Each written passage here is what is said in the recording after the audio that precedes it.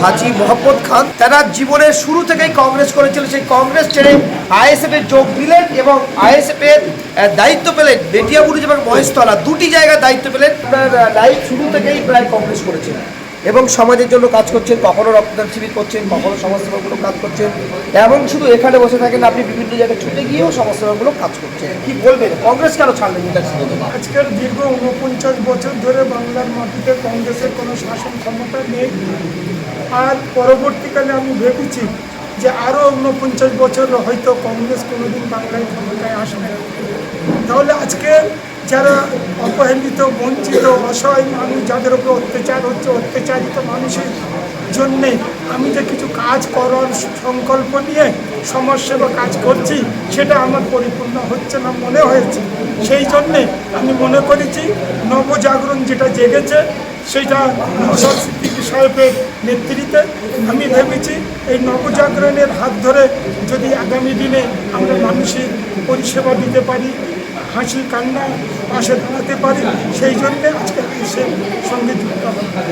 কেমন লাগছে দু জায়গায় দায়িত্ব পেয়েছেন, আপনি কাজ করবেন?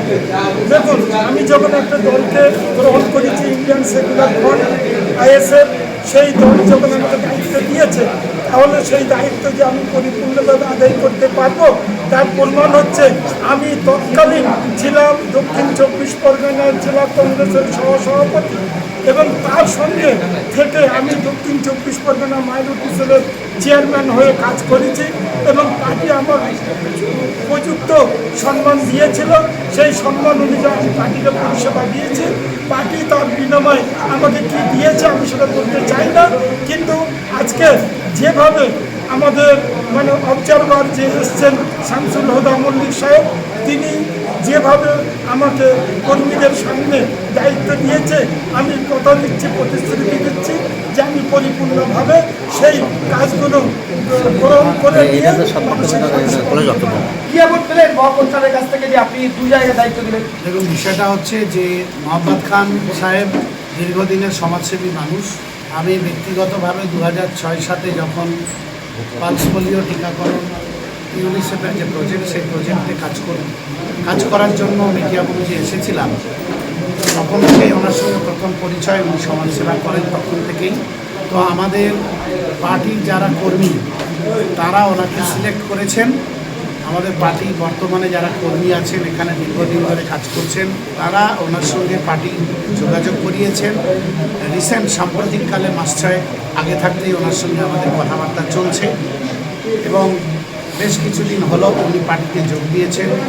21শে জানুয়ারি সমাবেশেও উনি গিয়েছিলেন। এরকম বিষয়টা নয় যে মেটিয়াবুরুজ মহেশতলা দুটো কেন দায়িত্ব দেওয়া হলো। আসলে মেটিয়াবুরুজ বিধানসভাটা জিওগ্রাফিক্যালি এমনভাবে সাজানো আছে যেখানে কলকাতা কর্পোরেশনের 6টা ওয়ার্ড এবং মহেশতলা পৌরসভার 9টা ওয়ার্ডের অন্তর্ভুক্তি রয়েছে। স্বাভাবিকভাবেই মেটিয়াবুরুজ এবং মহেশতলার এই মোট 15টা ওয়ার্ড নিয়ে মেটিয়াবুরুজ বিধানসভা অঞ্চল। আমরা আজকে কর্মী সভা থেকে এই মেটিয়াবুরুজ বিধানসভার একটা নির্বাচনী কমিটি আমরা করার জন্য চেষ্টা নিয়েছি এবং সেই কমিটির যিনি কনভেনার রয়েছেন, সেই কনভেনার খান সাহেব, মোহাম্মদ খান সাহেব, তাকেই আমরা দায়িত্ব দিয়েছি এবং তার সঙ্গে সহযোগী হিসেবে থাকবেন আমাদের পার্টির পুরনো কর্মী, আগে থাকতেই কাজ করছেন, আরও অনেকে আছেন, নোমান, আরাফাত থেকে শুরু করে মফিউল সবাই রয়েছেন। সেই সঙ্গে আমাদের কাদের ভাইও রয়েছেন। কাদের সাহেব মোহাম্মদ খান সাহেবের সঙ্গে সহযোগী হিসেবে সবসময় কাজ করবেন, বাকি কর্মীরা সহযোগিতা করবেন। একেবারে যেটা বলা যায় যে সামনেই বিধানসভা নির্বাচন ঘোষণা হতে চলেছে বলা যেতে পারে, ঠিক সেই জায়গায় যারা যখন দায়িত্ব দিচ্ছেন, এবারে টিকিটটা কি মোহাম্মদ সাহেব পাবেন, কি আশা করছেন? দেখুন, আমরা শৃঙ্খলিত একটা দল, ডানপন্থী দলগুলোর মতো এরকমভাবে ব্যক্তি পরিচালনা আমাদের দলে হয় না। আমাদের দলের রাজ্য কমিটি সিদ্ধান্ত নেয়, বিশেষ করে প্রার্থী সম্পর্কে পার্টির যে কোর কমিটি আছে, পার্টির যে কেন্দ্রীয় যে কোর কমিটি আছে, সেই 5 জনের যে কোর কমিটি, আমাদের পার্টির প্রধান পৃষ্ঠপোষক মির্জাদা আব্বাস সিদ্দিকী সাহেবের নেতৃত্বে সেই কোর কমিটি সিদ্ধান্ত নেয়। মানুষ যেটাকে চাইবে কোর কমিটি সেটাকে প্রাধান্য দেবে। এটা হচ্ছে আমাদের পার্টির নীতি। আপনি দীর্ঘদিন এখানে আসছেন, দেখছেন এবং মহাপদ সাহেবের দীর্ঘদিন ধরে ছিলেন, কতটা বুঝছেন যে মহাপদ সাহেবের মানুষ কেমন চিন্তা? আপনি যে বিচক্ষণীয় নেতা এবং প্রবীণ মানুষ, দীর্ঘদিন রাজনীতি করেছেন, সমাজের সঙ্গে কাজ করেছেন, মাটিতে নেমে কাজ করে মহাপদ সাহেব আপনি কী বুঝছেন এটা? দেখুন, বিরোধী দলের অর্থাৎ শাসক দলের তৃণমূল কংগ্রেসেরও কয়েকজন কাউন্সিলর তারা কিন্তু আমাদের সঙ্গে যোগাযোগ রাখছেন। দলে যোগ দেবেন বলে যোগাযোগ রাখছেন এমন ব্যাপারটা নয়। তারা মনে করছেন এই অন্যায়ের একটা অবসান হওয়া দরকার আছে, সেই জন্য তারা ভাইজানকে পছন্দ করেন, ভাইজানকে সমর্থন করেন, ভাইজানের আদর্শকে ফলো করেন তারা। এবং তাদের মধ্যেও দু একজন তারা মোহাম্মদ খান সাহেবের কথা শুনে তারাও কিন্তু উচ্ছ্বসিত। এ থেকে বোঝাই যায় যে এলাকার মানুষের কাছে মোহাম্মদ খান সাহেবের একটা অ্যাকসেপ্টেন্স রয়েছে।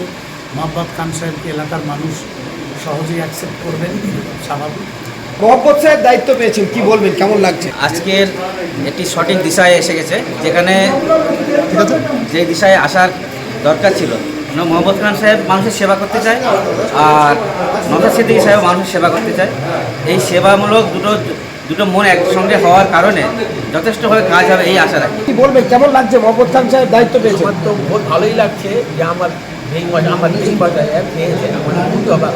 মহাপদ সাহেব দায়িত্ব পেয়েছেন, কি বলবেন, কেমন লাগছে? আমরা তো ওনার মানে শুরু থেকে ওনার সঙ্গেই থাকি। ওনার আরো শক্তিশালী করবেন? হ্যাঁ নিশ্চয়ই, তবেই তো এসেছি এখানে। কি বলবেন, কেমন লাগছে? না, আমরা বহুত খুশি হয়েছি। এই রাজনীতি আমাদের দরকার। হ্যাঁ, কেন হাই সাহেব যেভাবে আমাদের কাজ করছে আমরা বহুত খুশি, কেন ইনি সামাজিক লোক, সামাজিক কাজ করে। আশা করি আমাদের এরকম উনি যদি দাঁড়ায় আপনাকে জেতাতে পারবেন তো? হ্যাঁ ইনশাল্লাহ, আমরা ওনার সঙ্গে আছি এবং থাকবো। কি বলবেন, কেমন লাগছে মহাপদ সাহেব দায়িত্ব খুব পেয়েছেন? ভালো লাগছে আমাদের। উনি যদি টিকিট পায় আপনাকে জেতাতে পারবেন? ইনশাল্লাহ আমরা যেতে পারবো। ওনার জন্য আমরা রক্ত দিতে প্রস্তুত আছি, লড়াই করে আমার মহাপদ সাহেব দায়িত্ব পেয়েছেন মেদিনীপুরে, কি বলবেন? অনেক খুশি আমি। এটা আমি চেয়েছিলাম অনেক দিন আগে আমাদের আলহাজ মোহাম্মদ খানকে আমি বলেছিলাম নওশাদ সিদ্দিকীর লোকেরা একদিন না একদিন আপনার কাছে আসবেই। সেটা আজ আমার মনের ইচ্ছা পূরণ হয়েছে। কি বলবেন, মহাপদ সাহেব আইএসএফ এ জয়েন আমি করেছেন এবং চেয়েছিলাম হাজি সাহেব এক জায়গায় ছিল আর এক জায়গায় এসছে। হাজি সাহেবকে আমি মনে করি যে দায়িত্ব পেয়েছে, আমার মনে হয় আরও ভালো কাজ করতে পারবে।